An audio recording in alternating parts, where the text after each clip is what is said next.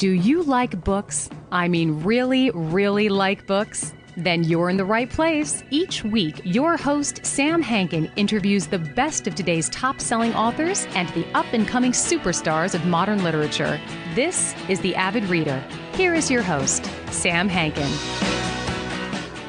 Hi, everyone. Welcome to another edition of The Avid Reader. Today, our guest is Stephen Leigh, who's also written under the name S.L. Farrell.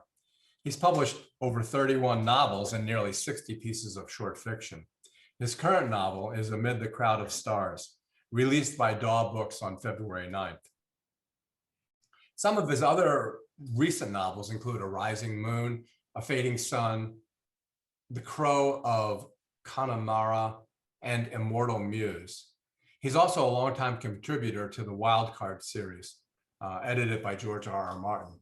Amid the Crowd of Stars is a bit of a departure for Stephen, particularly by design and partly fortuitously, if you will, by the times in which we live.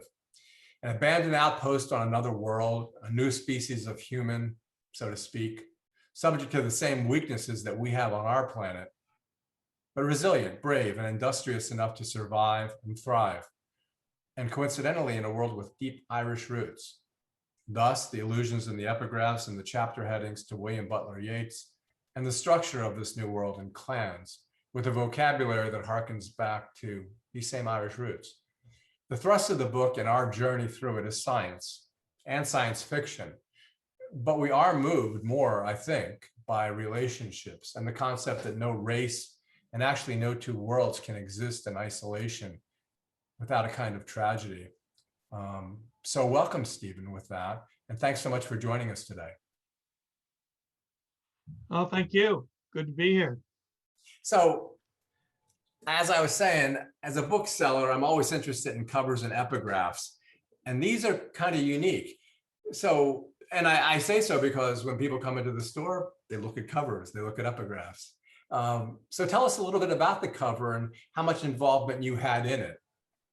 Well, I did have a Sheila Gilbert, who's my editor at Daw, generally works pretty closely with covers. I get drafts of the covers, and we look at what has been suggested by the artists, and so we went through 3 or 4 different covers, and that's the one we ended up with. We both liked a lot. We thought it was really striking. Do you have it there by any chance?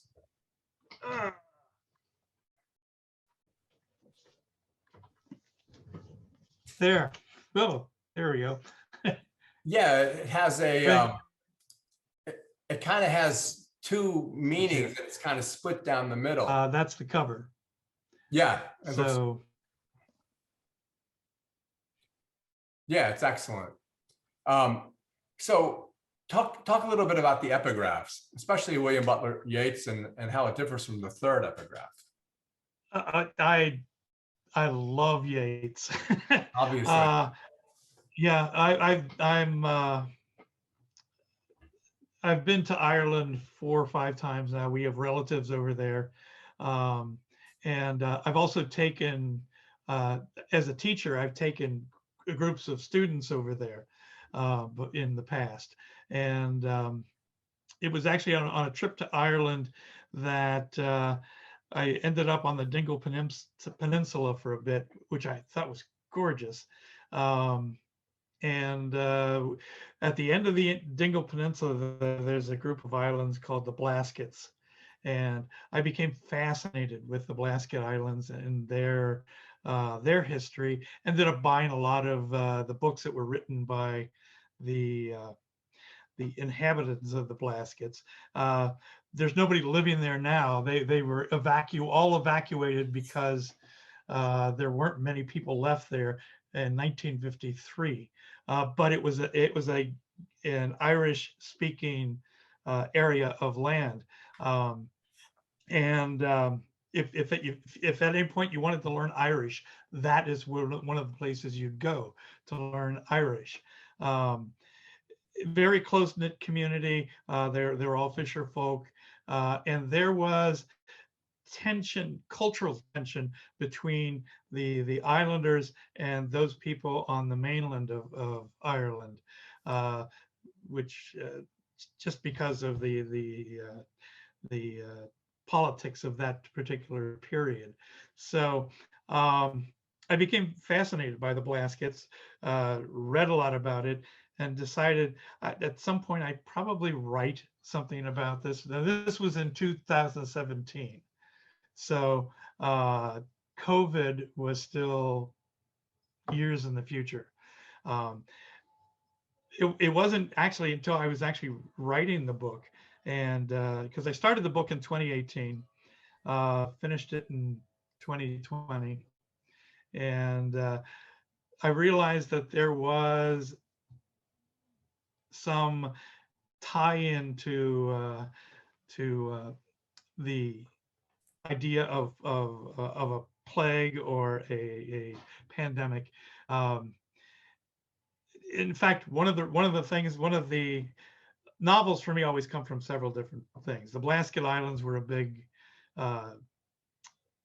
spot of inspiration for me, but there was also the fact that at one point in time I was watching I was watching an old movie. I was watching Forbidden Planet, and I realized, and of course, on Forbidden Planet, made when it was, you would see people, the Earth folk would go to a planet and they check the atmosphere, decide it was breathable, and as soon as they decided it was breathable, they just take their helmets off and start breathing, which of course means that they were breathing in all the bacteria and viruses that were there and breathing out all of the viruses that we had. So we were cross-infecting each other, which seemed like a really stupid idea to me. I mean, there's a reason why we sterilize all the spacecraft we send out, because we don't want to infect another planet with our stuff. So that was part of the inspiration for the book as well. I wasn't thinking of coronavirus at all at that point. It wasn't in my mind. It reminds but me, I could see it as part of it. It reminds me when the Spanish arrived in South America. Oh yeah, yeah. Everyone Absolutely. died. I remember reading an account of one of the Spanish explorers. I can't remember which one it was exactly, who at the mouth of the Mississippi came across a settlement of Native Americans, and he estimated that there were a few million people there. And then 20 years later, another Spanish explorer goes to the same spot. Nothing. They're all gone. Yeah, and that's mostly because of smallpox. You know, the other thing that was interesting about it, well, in addition to the epigraphs and your love of Yeats, is as much as the book was great, you also have really interesting things that go along with it. One, the map.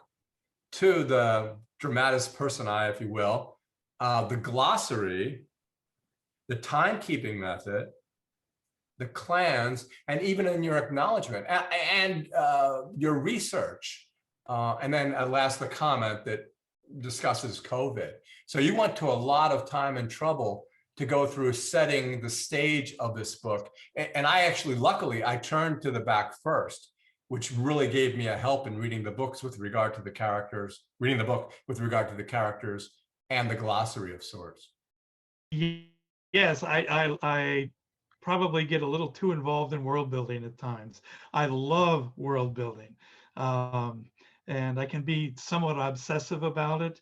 And because I've put it all together, I feel like, well, you know, most of it doesn't show up in the book. I mean, you do a lot of research and you set a lot of things up, but they never have any reason to be in the book, so they're not in the book. But I always kind of throw those into appendices because I'm interested in them. So, and I think maybe other people might be like, when I first read Tolkien, I was fascinated by the appendices in the Lord of the Rings trilogy, and read them kind of obsessively. Whereas Denise, my wife, didn't read them at all because they weren't part of the book. They weren't part of the story. Yeah. But I was fascinated by them. Well, it's funny because to kind of play devil's advocate with regard to the book, and I realized that, when you get to first base, to first station, you have these people that survive.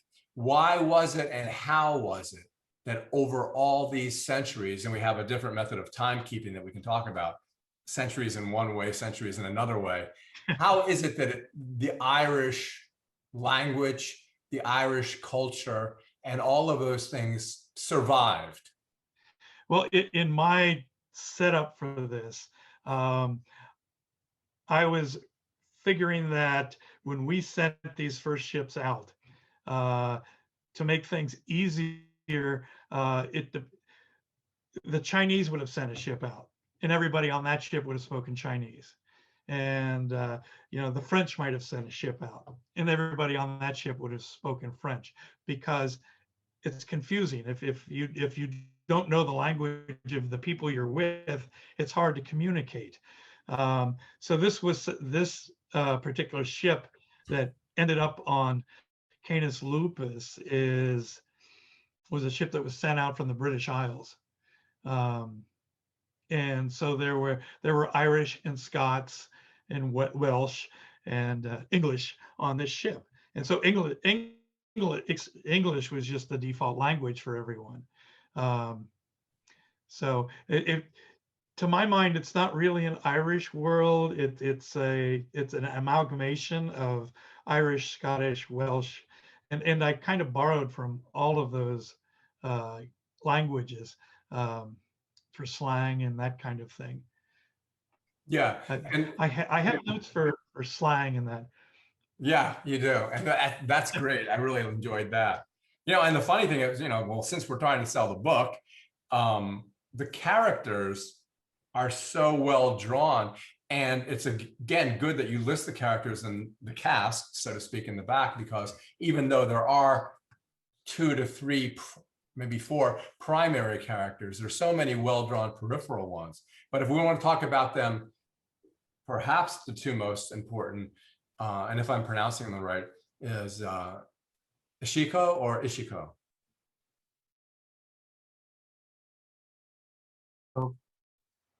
Yeah, I also study Aikido, so I'm relatively familiar with Japanese, relatively language. There's not a lot of we stress everything with syllables. There's very little syllabic stress on things. So, for instance, the head of the USAF, the United States Aikido Federation, is Yoshimitsu Yamada, which we always, being Americans, we would say his name is Yamada, because we put stresses on syllables. But if you listen to him say his name, Yamada, it's very flat. So Ichiko is more flat. Ichiko, okay. Not Ichiko. What about Like that. What about Cersei? Cersei? Or is it like in Game of Thrones? Saoirse. Irish pronunciation. Oh my God. I don't speak Irish or Scots or Gaelic in any form. I can pronounce some of the words, but and I know a scattering of the language, but I don't speak it in any strong sense. But yeah, the pronunciation of Irish is really bizarre sometimes. They don't have like there's a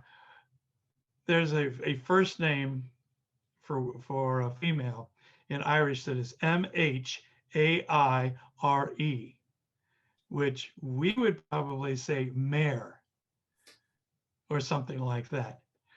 But there is no, MH is actually a different, it changes the pronunciation of the consonant. The vowels that come after the pronunciation change. So MHAIRE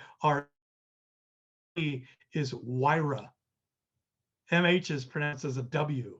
Oh, so it's like more or less. It's like Siobhan. Yeah, you got it.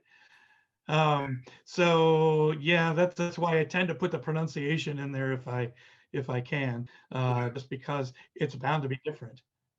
Okay, well, so since we are trying to sell the book, and since it's it's in the front table of our bookstore and in the window, why don't you just go backwards and let's just talk a little bit about a summary of the plot and what's going on here and why it's going on. Yeah, basically this is well, one of the standards for science fiction is what's called a first contact story, where it's the first contact with an alien race, right? That's a pretty. I've done first contact novels actually in my past. A ship they called the Dunbrody went out from the British Isles, landed on Canis Lupus, and then there was a problem back on Earth, and so they left. And basically, what I was hypothesizing is a meteor hit, a fairly large meteor hit the Earth, and basically sent us backwards for a while. So there was no follow-up. The Dunbrody left and did not return in Earth time for a couple hundred years. And what happened, of course, on all the people from Earth were on there were two bases there. One didn't last at all, but the base in the hemisphere I was in, called First Base, of course, over time, nothing could be, because they didn't have any supplies down. And eventually technology broke down in First Base, and they had no choice. They had to expose themselves to Canis Lupus's atmosphere and all the viruses and all the other things that were there. So a great many of them died, who had been there. Let me hang on. That's right. Let me get rid of that. So where was I? Oh yeah, a great many of the people on First Base died because they picked up Canis Lupus diseases that were transmitted to them, and of course at the same time they're kind of infecting the world with our viruses. But that's the basic setup, and then we now have a ship coming back to Canis Lupus from Earth.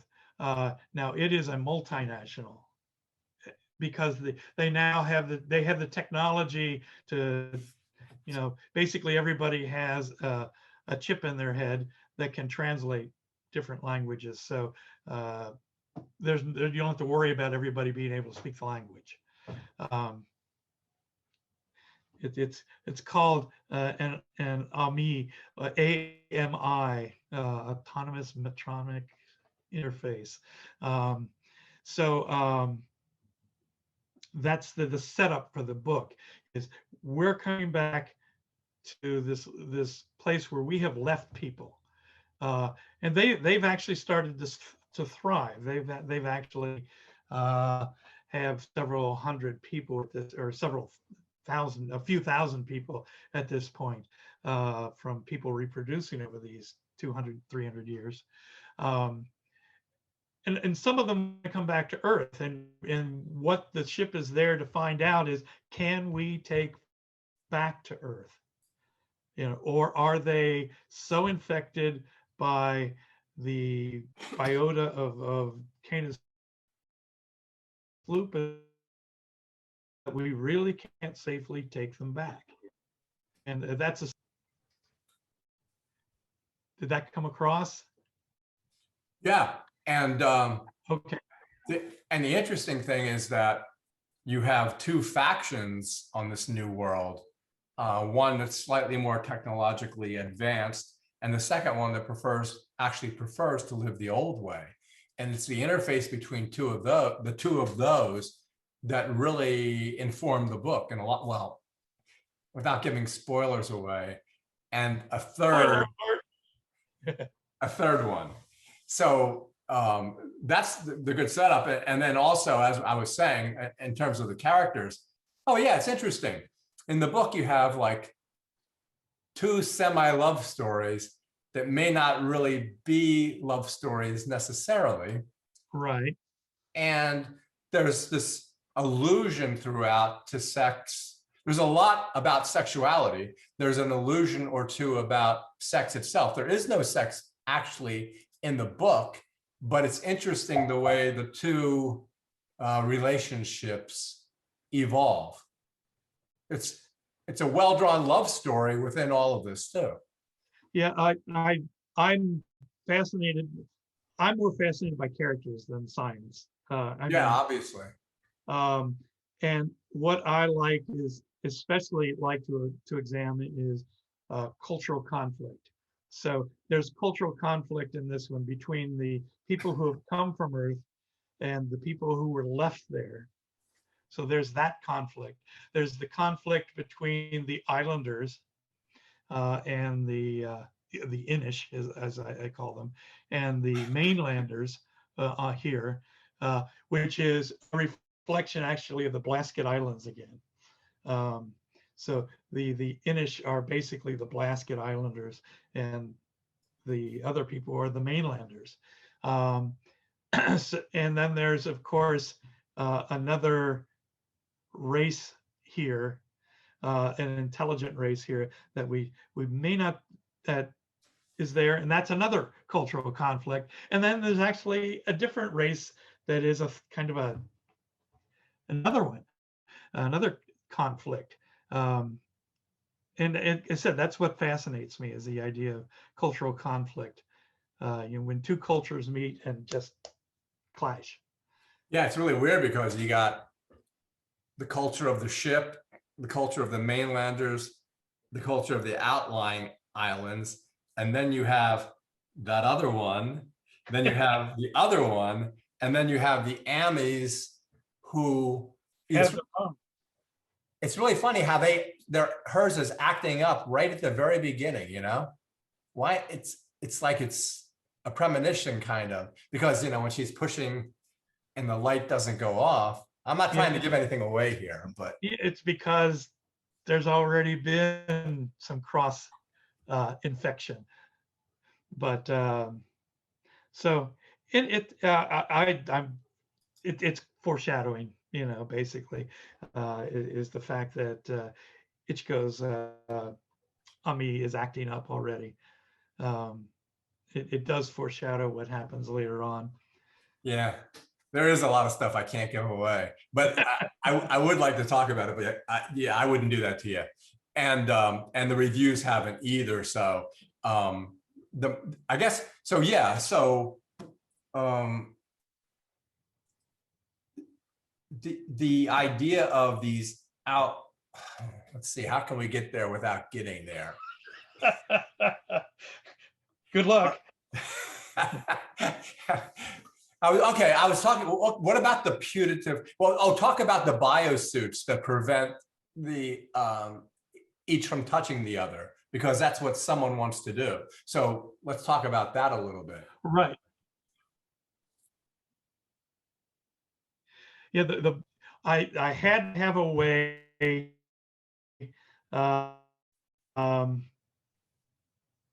for the people coming from Earth to not be infected, because they want to go back, to Earth, but they can't if they're infected with stuff here. So hence the biosuits, which basically just, you can't touch anything. It's like there's this little invisible barrier that will stop you from actually touching something. You can't eat anything there. None of the people coming from Earth can eat anything there. They're entirely dependent on the food stores they have on the ship. They can't breathe the air, so they're kind of sheltered from that as well. And if one of their biosuits would fail, they'd be stuck. They could not go back, which is another issue for them. Yeah, So, and again, I can't talk about it. yeah. But it is funny. Yeah, and it's funny the way you emphasize the olfactory aspect of the fact, because they can't smell anything either. No, you can't breathe the air, you can't smell. And Ishiko wants to smell. She misses the idea of real food, and she misses the idea of the smell of the quay, the salt water, the fish, and all of that. And that really comes across really well, because normally I wouldn't think about that on a day-to-day basis. But yeah, it's like all of a sudden if the birds stop chirping, it's like you're missing a great deal. Yeah, Ichiko, of course, came from a Japanese coastal village. So she used to, in fact, she and Saoirse at some point talk about, because Saoirse asks her, what did your village smell like? And she talks about what it smelled like there. And of course, she can't smell what it smells like here because she's not allowed to smell. The biosuit prevents her from actually smelling anything. So that bothers her. Yeah, and it also interferes with the possibility of a physical relationship in a certain way, which I really want it to happen. And that's another thing. You were trying to do that, and it really worked, because I'm really wanting, I'm wanting that to be something, especially since the Luciano thing is like, yeah. Not a good match. No. Well, at first you think, okay, well, because at first she's kind of like, this is it herself, but no, it couldn't have worked. But the other, Shirshi and Ishiko, obviously could. And Saoirse definitely wants it to work. Oh yeah.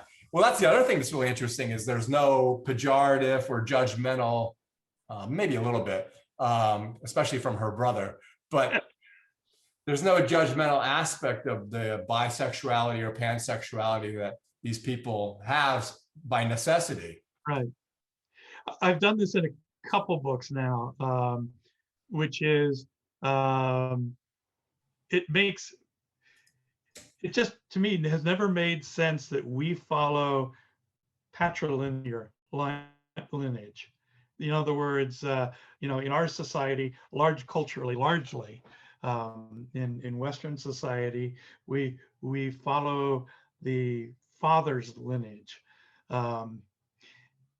We use the father's. The wife often takes the father's name. So your family name is still often, less so now, but still very much usually your father's family name. Makes no sense to me. You always know who your mom is because you came out of her. You don't necessarily ever know who your father actually is. Yep. So it makes sense to me that you should follow the matrilinear line, because you always know who your mom is, which is why all the clans have the name of the female who founded them, not the name of the male who founded them, or the surname of the female who founded them. Yeah, and it's like when they're on the boat going back, they're saying we have to ask your mother whether this is, and at first it's not that it's off-putting, it's just, why do they have to ask her? And then she has to make the decision about whether the flitter can come out to the island or not. And it's her decision. And at first you go, well, that seems kind of odd, but then it immediately becomes obvious just in the way you explained it. Yeah. Yeah. Who knows who your dad is? Yeah. And I didn't think about that either until I realized, yeah, all he has to do is one thing and then he's gone. And yeah. Sometimes that's all he does. Yeah, exactly. Well, the idea in the book is that this idea of consciousness, which in this book touches upon the entire ecological aspect of the world they live in. As I said, you could call it fortuitously, but it does. And I realize that you didn't have this in mind at the time, but it really does reflect our past year, doesn't it? Oh yeah. Yeah. I said, as I was doing revisions on the book at that point, I was going, oh, this is like our world now. And it again, it wasn't intentional on my part. I'd love to say I realized this was going to happen. I didn't. It's just kind of coincidental that it happens to match up with what was going on in especially 2020. Yeah. Which is why I felt the need to at least acknowledge that the linkage between COVID and this novel, even though it wasn't intentional. Yeah. It just showed up. Yeah. It's weird. Well, it's funny, I was talking about the peripheral aspects of this book, like the characters in order of appearance, which was great, or the glossary. And the other thing was when you were talking about how much you love Yeats, and then the first epigraph is his, the second's a proverb. But it's also interesting how you name the chapters and how appropriate the names of those chapters are. So I was wondering about that. How did you accomplish that? Yeah, you must have been reading a great deal of Yeats as you wrote this book. You had to be. I have a complete Yeats book, everything he's ever written. And as I said, I as a poet, I love his language as a poet. And I just looked up a lot of the quotes. Not all of them, not all of the chapter titles are Yeats. Some of them are me. No. But most of them are snippets of Yeats, sometimes changed a little, like Amid the Crowd of Stars, the title of the book, is from a Yeats poem. Although in the Yeats, it's Amid a Crowd of Stars. I just preferred the rather than an So, but that's a Yeats quote as well. How much do you want? I can, without me spoiling it and letting you spoil it if you want, how much do you want to talk about? I mean, there's so many aspects of this book, different ways you could come at it. But do you want to talk at all about the nature of consciousness and how small it can appear to be on our planet, where I don't even know if you exist or are conscious? I could be living in a solipsistic universe. Whereas there, things expand outward. Why don't you talk about your philosophical aspect of that and how it's appeared in your writings in the past, or why you feel that there's this potential or possibility, or maybe you believe it actually exists, of that kind of expanding consciousness? Yeah, I'm not sure that, I mean, I've read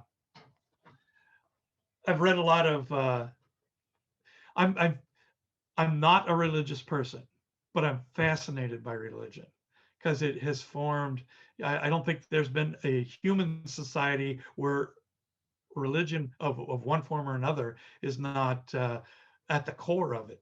And I'm just fascinated by religion. I've read pretty much every sacred book out there, from Hindu to Buddhist to mythologies to, I've read them all.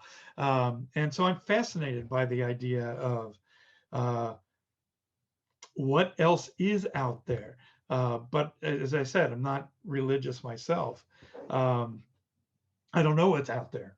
maybe I'll find out one day, but I won't be back to tell anyone. Who knows? uh, but if there are so many worlds, and we're finding more and more worlds out there every day. There are tons and tons and tons and tons of worlds out there where life could have evolved, and who knows how it evolved, and who knows what it's like there. I kind of suspect that we may not even recognize life, sentient life, on another world, because it's just too alien from ours. And maybe we would just miss it entirely.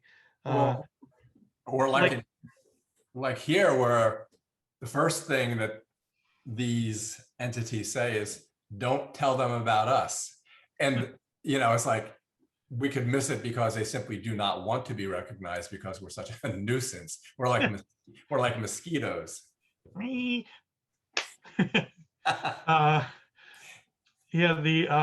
the Cinna, Right. a different type of entity entirely. And they kind of operate as almost a compiler of various species. So I don't examine them much there. I leave that pretty much to the imagination of the reader. But there are so many worlds out there that there has to be stuff out there that we can't even imagine at this point, and would be, useless to even. I have the fear that even if I came up with the strangest thing in the world for a different race, that I'd be off by a mile. Right. And there's something even more strange out there. So I like the idea that you talk about a compiler, because it doesn't really convey any value judgment at all. It's almost like a librarian. And what the Synod do is they just, as they do with the Ames, is just incorporate them. Yep. And they incorporate them. And the other thing that brings to mind is, because of that, you leave the book in the way I like books left, where the reader has to wonder what is going to happen next, which leads, as it could, to a possible sequel. And maybe, but I really prefer. I mean, I have committed sequels before, in the past, but actually, most of my books recently have been standalone, and I tend to prefer that. I shouldn't. With I did a series for Dahl, a trilogy for Dahl, a fantasy trilogy, called the Cloud Mages trilogy, and I really liked it. But I had this bigger idea of, because in that particular universe, magic comes and goes in waves, and I wanted, and these waves take place over a century or more, and I wanted to follow from a peak to a trowel back to a peak, and I figured it would take me 12 books to do that. So the first trilogy just follows it from a trowel up to a peak, and that's it, and stops. And I was going to follow it along to another trowel and another peak, but you know what? By the time I'd done 3 books in that world, you had enough. I was kind of tired of that world, and I wanted to do something different. The thing about this one is that it's almost like the Foundation series, or Red Mars, Blue Mars, Green Mars,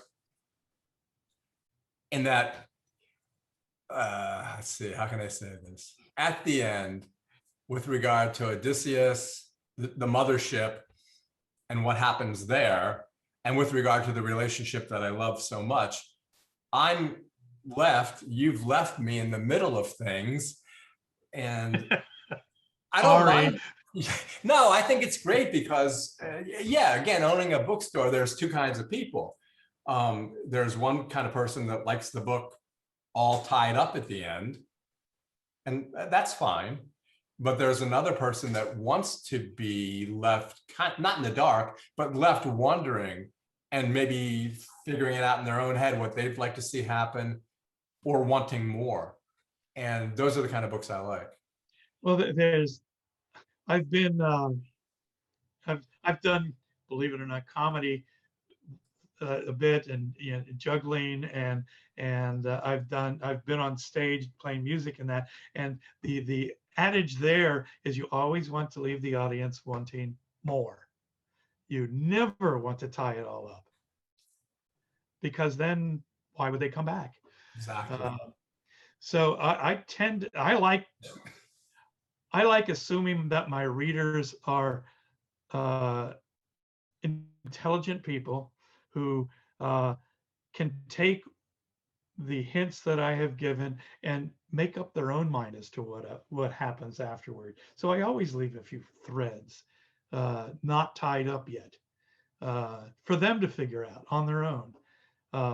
And who's to say they're right and that I'd be right and their way of tying it up isn't better than mine? I don't know. Yeah.